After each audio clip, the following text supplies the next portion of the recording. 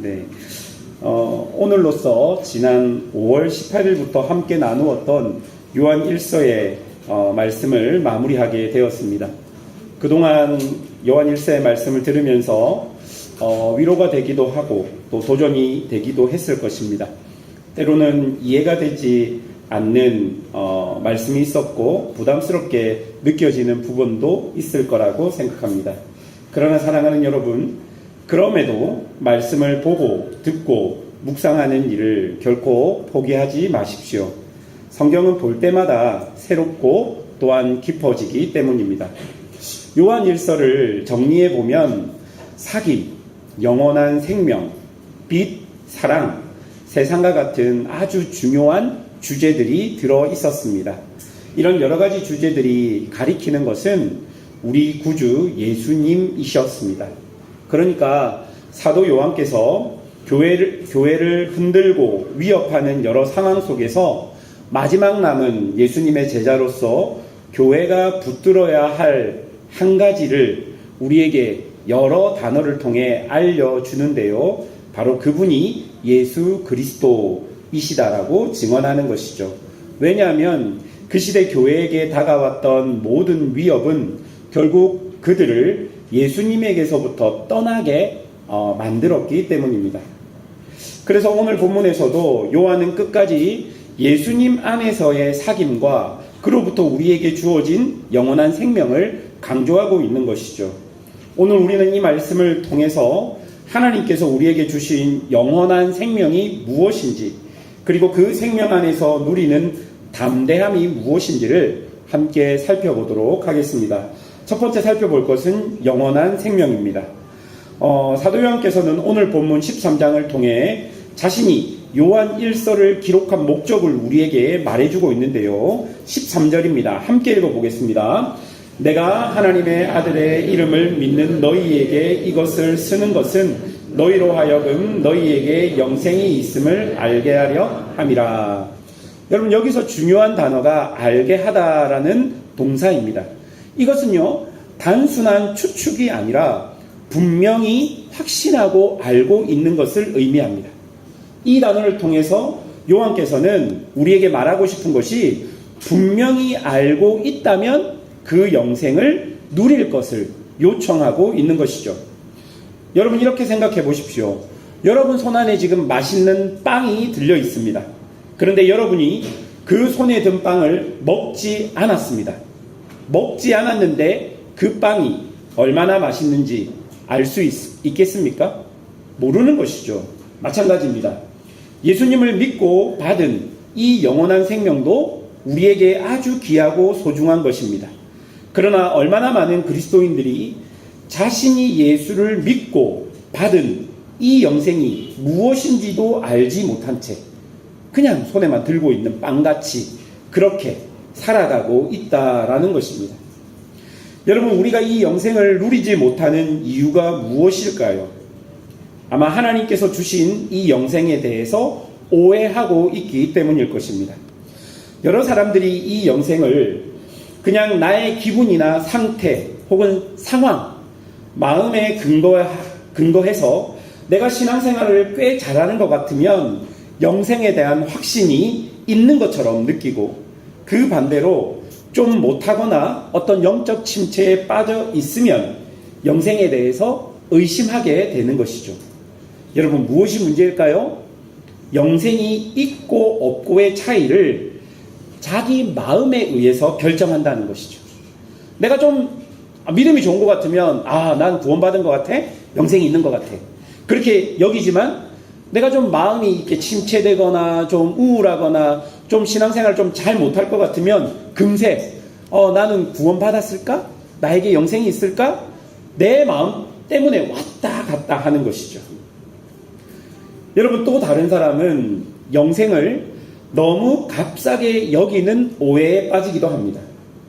보통 교회에서 우리는 그렇게 듣습니다. 값없이 공짜로 그것을 선물로 주셨다라고 말을 들으니 아무런 가치가 없다라고 생각하기도 하는 것이죠.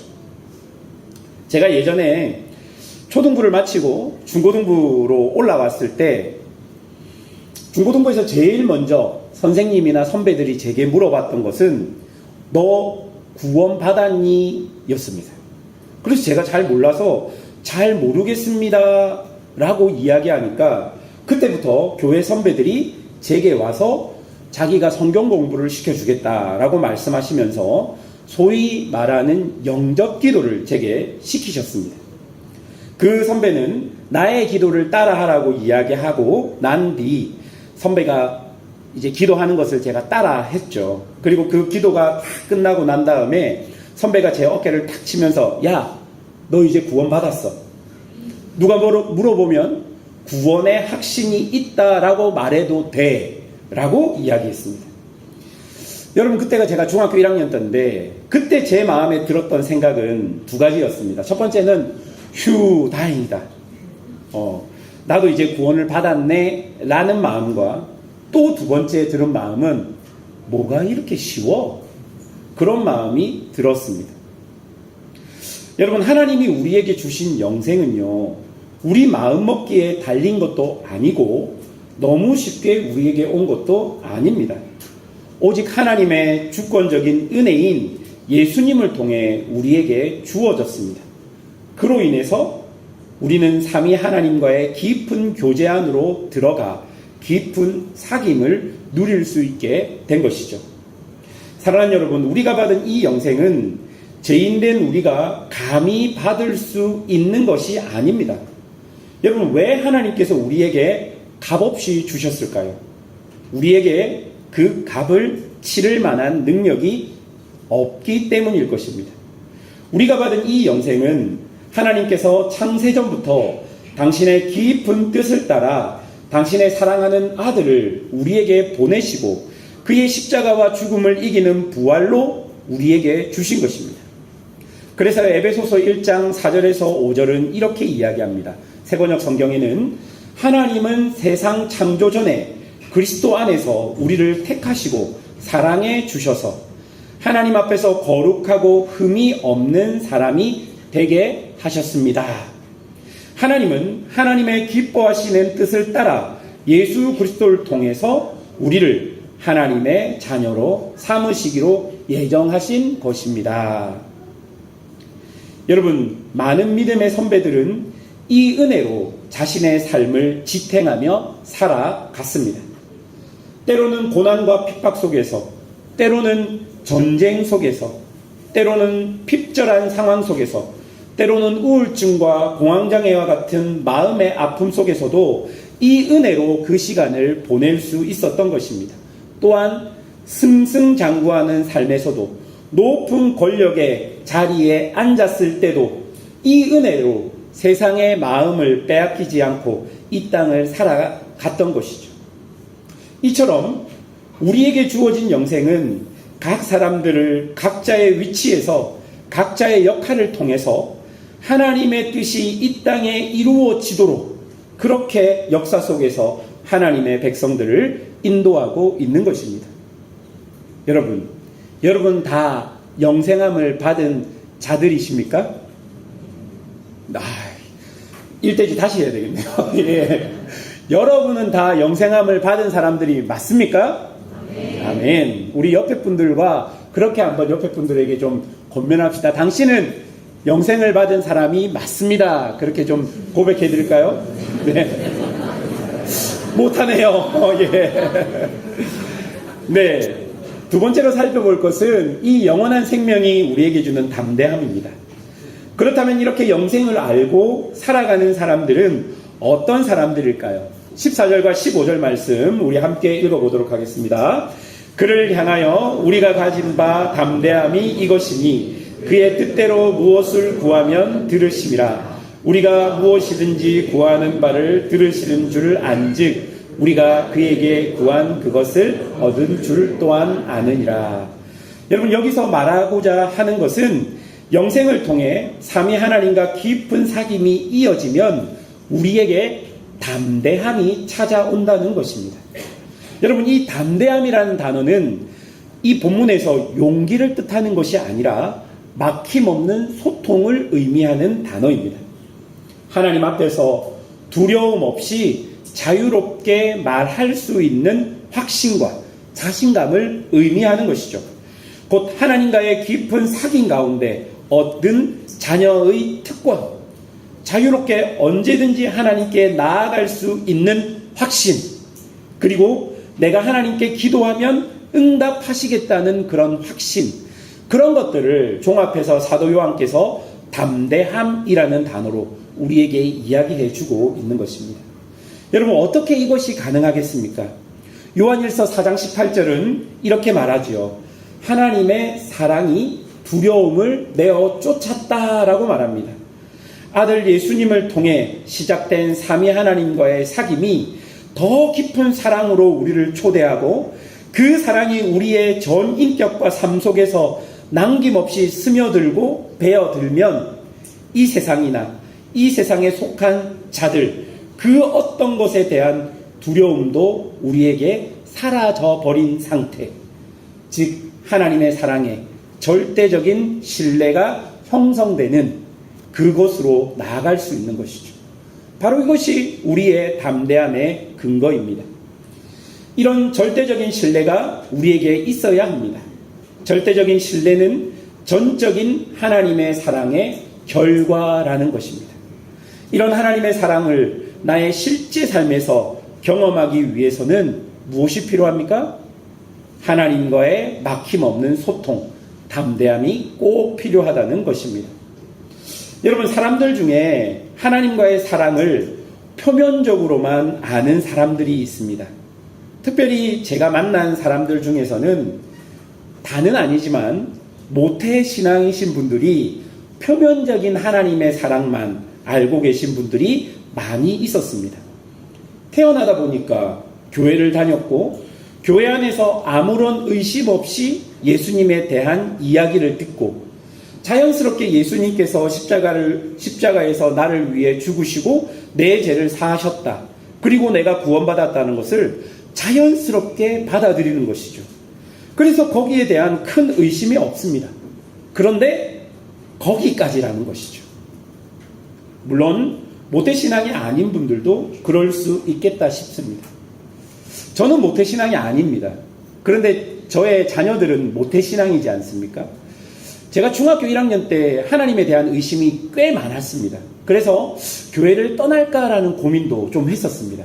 그래서 중학교 1학년이 이제 올라간 딸에게, 지금 중학교 2학년인데 1학년이 올라간 딸에게 물어봤습니다. 야, 너 교회 다니는데 의심이 안 들어? 하나님이 계신 것 같아? 조금이라도 의심이 없어? 하니까 저를 굉장히 이상한 눈으로 보면서 목사가 뭔 말이야? 이런 눈으로 저를 봤어요. 자기는 의심이 전혀 없대요. 여기에 대해서 의심이 없대요. 그래서 제가 속으로 중학교 2학년이 가면 사춘기가 되면 의심이 생기겠지. 그렇게 생각했는데 얼마 전에도 물어보니까 자기는 그런 건 없대요. 모르겠습니다. 그것이 모태신앙의 능력인지는 모르겠지만 아무튼 제가 만난 사람들 중에는 그렇게 모태신앙으로 자랐지만 하나님의 사랑을 표면적으로만 아시는 분들이 꽤 많았던 것 같습니다. 여러분들은 실제 삶에서 하나님과의 사귐을 통해 하나님의 사랑이 정말로 느껴지십니까?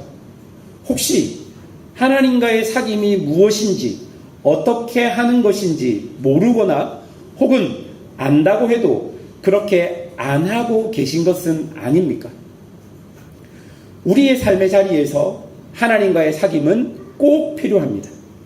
여러분의 깊은 속에 있는 이야기, 여러분들의 진실한 태도, 그렇게 하나님의 말씀을 보고 기도하는 것들이 반복되면 우리 안에 자리 잡게 되고 그 결과 결국 우리는 하나님과의 깊은 관계 속으로 나아가서 더 영적이고 인격적인 신뢰가 하나님과 쌓이게 되는 것입니다.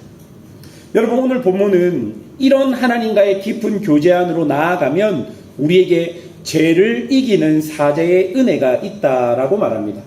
여러분 16절을 보십시오. 16절을 보면 사망에 이르지 아니하는 죄가 나오고 사망에 이르는 죄가 나옵니다.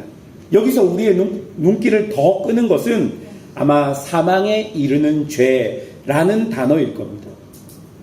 사실 본문이 이것을 강조하고 있지는 않은데요. 이 단어가 우리에게 더 끌리게 될 것입니다. 아마 그렇게 생각할 겁니다. 뭐가 도대체 사망에 이르는 죄일까? 뭐가 도대체 하나님께 사함을 받지 못하는 죄일까? 제가 주석들을 찾아보니까 혹 어떤 사람은 사망에 이르는 죄를 고의적으로 범한 죄라고 보기도 합니다. 또한 어떤 사람은 용서받기 어려운 심각한 죄라고 말하기도 합니다. 예컨대 살인이나 우상숭배, 간음 등으로 보기도 합니다. 또는 어떤 사람은 성령을 모독하고 회방하는 죄나 지속적으로 진리를 거부하는 죄 등을 사망에 이르는 죄라고 이야기하고 있기도 합니다. 그런데 요한 1서 본문의 맥락을 보자면 사망에 이르는 죄는 불신자들의 죄, 즉 예수를 믿지 않아서 하나님과의 사귐 안으로 들어오지 않는 사람들의 죄라고 말하고 있습니다. 그러니까 예수 그리스도께서 육체로 오심을 부인하는 이단적인 가르침을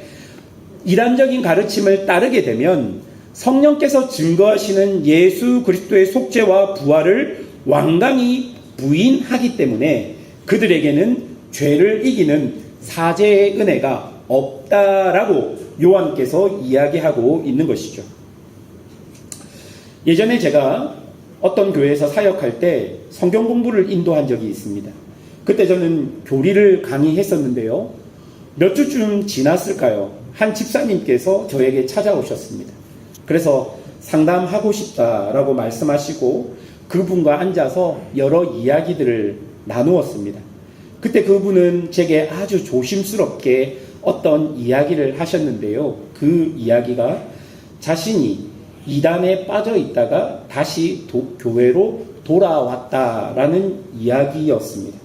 그러면서 제게 그때는 전도사님이었거든요. 전도사님, 이 죄도 하나님께서 용서해 주시나요? 라고 물어보았습니다.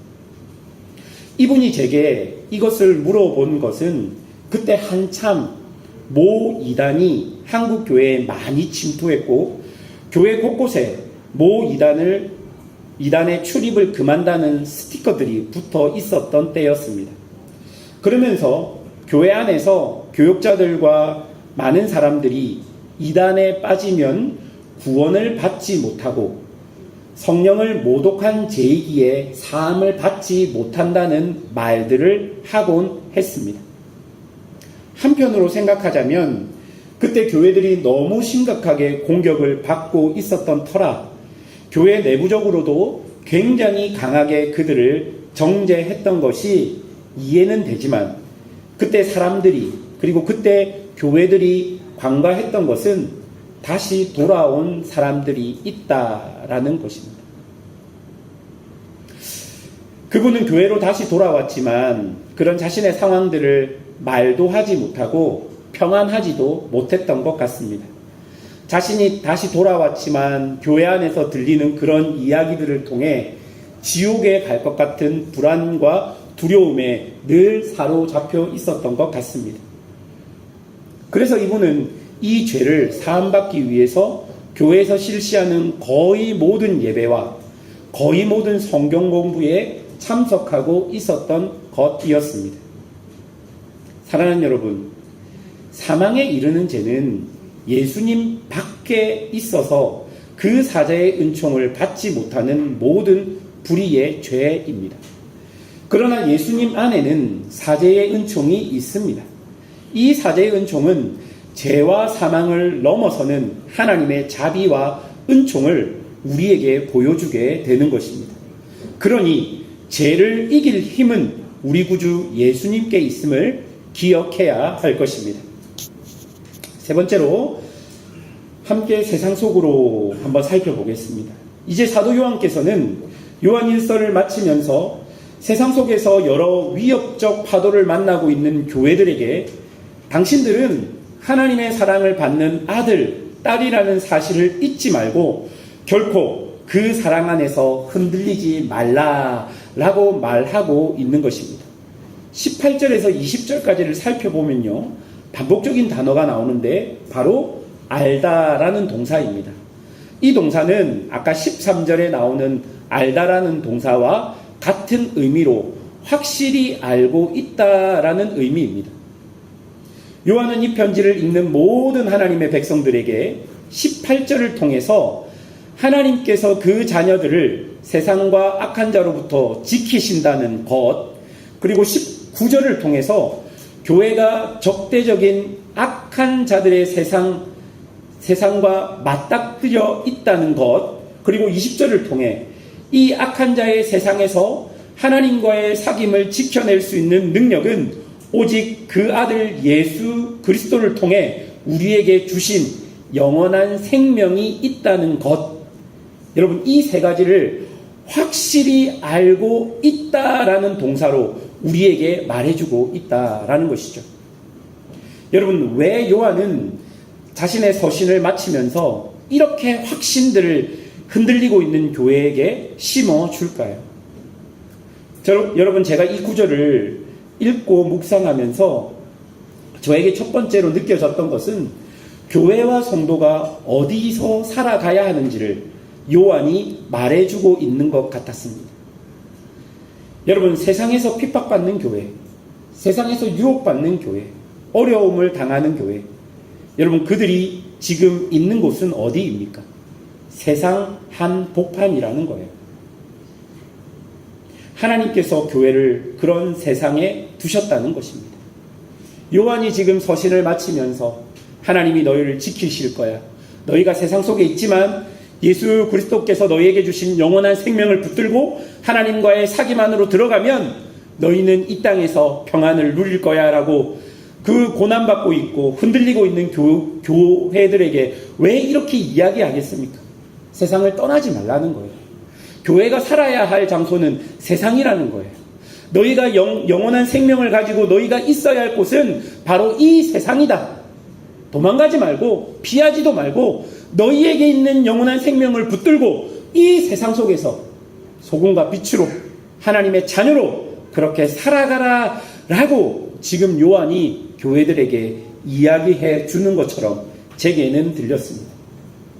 그리고 요한이 또 무엇을 말합니까? 하나님께서 교회를 그런 세상 한복판에 두셨다면 하나님께서 어떻게 하시겠다는 겁니까? 나도 너희와 그 세상 가운데 있겠다 라고 말씀해 주는 것입니다. 하나님께서 우리만 그런 세상 속으로 밀어넣지 않았다는 것입니다.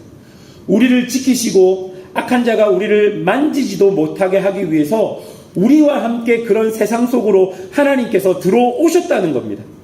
그리고 그런 세상 속에서 우리를 당신과 깊은 교제의 자리로 부르셔서 우리에게 영원한 생명이 있음을 기억나게 하시고 알게 하셔서 그 생명으로 이 세상을 살아가도록 만드시겠다. 그렇게 우리에게 말해주고 있는 것이죠. 여러분, 이 부분을 묵상하는데 저에게 탁 떠올랐던 성경 구절이 하나 있습니다. 시편 23편 5절. 주께서 내 원수의 목전에서 내게 상을 차려주시고 기름을 내 머리에 부으셨으니 내 잔이 넘치나이다. 여러분, 하나님께서 내 원수의 목전에서 내게 상을 차려주셨대요. 그리고 내 머리에 기름을 부어주셨대요. 그러니 사랑하는 성도 여러분, 세상 속에서 속지 마십시오. 그리고 세상 속에서 여러분을 지키셔서 우리 구주 예수님께 나아오십시오. 그것이 세상에서 진정으로 승리하는 길임을 오늘 본문이 우리에게 말해주고 있는 것이죠. 말씀을 맺겠습니다. 요한일서를 설교하면서 사도 요한께서 여러 말씀들을 하시지만 결국 요한께서 말하고 싶었던 핵심은 우리 구주 예수님께서 우리와 함께 하신다는 것입니다. 그로 인해서 우리에게 영원한 생명이 주어졌다라는 것입니다. 유혹이 범람하는 시대에 교회와 성도들이 살기 위해서는 우리 구주 예수 그리스도를 더욱 붙들고 그를 더욱 더 깊이 알아서 그를 통해 우리에게 증거된 하나님의 자비와 은혜, 사랑과 공의를, 내 삶을 들여 한 절이라도 따라갈 수 있어야 하는 것입니다. 이때 우리에게 필요한 것은 하나님과의 사귐이고, 또한 그 하나님과의 사귐 안에서 발견된 함께 이 길을 가고 있는 사랑하는 형제와 자매들의 사귐입니다. 그러니 사랑하는 여러분, 우리를 예수님 안에서 한 교회로 부르신 하나님을 신뢰하며 지금 여러분 곁을 지키고 함께 이 길을 걸어가고 있는 한몸된 교회로 부른 여러분의 지체들을 사랑하고, 그리고 그들과 함께 하나님을 더 깊이 만나고 또 알아가는 그런 은혜들이 우리 교회에게 있기를 주님의 이름으로 축원합니다. 함께 기도하겠습니다.